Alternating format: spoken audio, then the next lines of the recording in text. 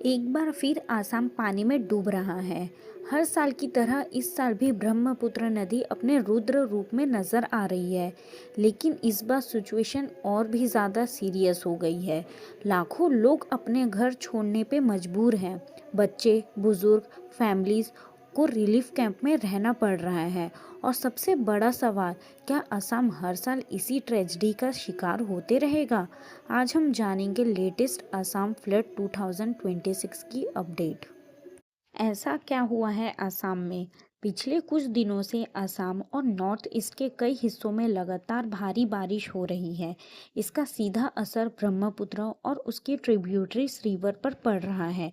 कई जगह पर नदियां डेंजर लेवल के ऊपर बह रही है। लेटेस्ट अपडेट के अकॉर्डिंग 5 लाख से ज़्यादा लोग बाढ़ से प्रभावित हुए हैं। हजारों घर पानी में डूब गए हैं।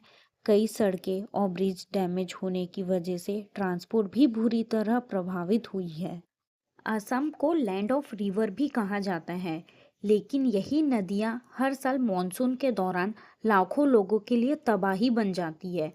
ब्रह्मपुत्र और बराक रिवर और इनकी 50 से ज़्यादा ट्रिब्यूटरीज मॉनसून में इतना ज़्यादा पानी लेकर आती है कि बड़े बड़े इलाके पानी में डूब जाते हैं। इसी वजह से असम इंडिया का सबसे फ्लड प्रोन स्टेट में से एक माना जाता है। हर साल एवरेज 9 लाख से ज़्यादा हेक्टेयर ज़मीन फ्लड से प्रभावित होती है। फ्लड के साथ साथ रिवर इरोशन यानी नदियों के किनारे की ज़मीन का कटना अभी असम के लिए एक बहुत बड़ा प्रॉब्लम है। इससे गांव, खेती और इंफ्रास्ट्रक्चर को हर साल भारी नुकसान उठाना पड़ता है। यही वजह है कि असम की फ्लड प्रॉब्लम सिर्फ ज़्यादा बार फ्लड आने की नहीं, बल्कि उसकी इंटेंसिटी, ड्यूरेशन और इरोजन ही मेन वजह है। आसाम में फ्लड की सिचुएशन अभी भी काफ़ी सीरियस बनी हुई है। लेटेस्ट अपडेट के मुताबिक फ्लड से मरने वालों की संख्या बढ़कर 75 हो चुकी है।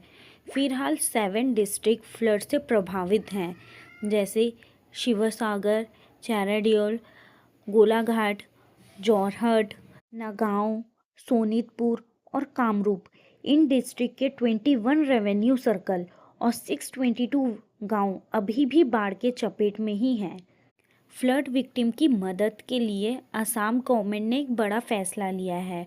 अब फ्लड में जान गंवाने वाले परिवार को 9 लाख रुपए दिए जाएंगे।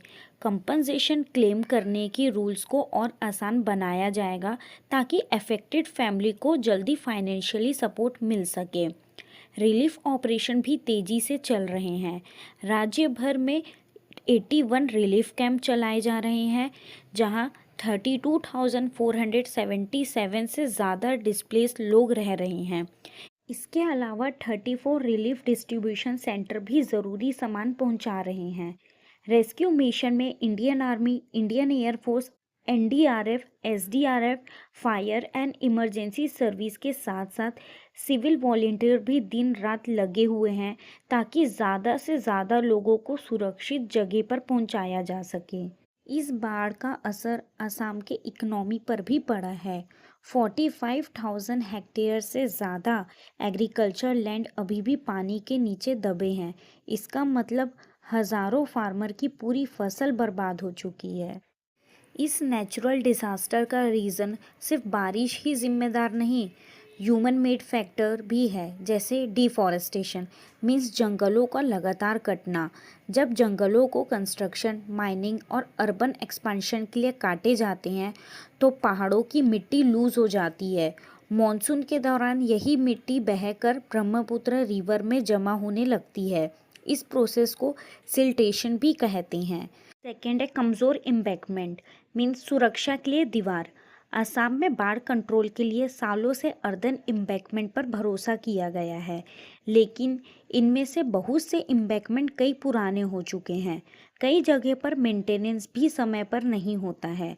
जब मॉनसून में पानी का प्रेशर अचानक से बढ़ता है तो यही एम्बैंकमेंट टूट जाती है और जो बाढ़ धीरे धीरे आनी चाहिए वो कुछ ही घंटों में तबाही में बदल जाती है।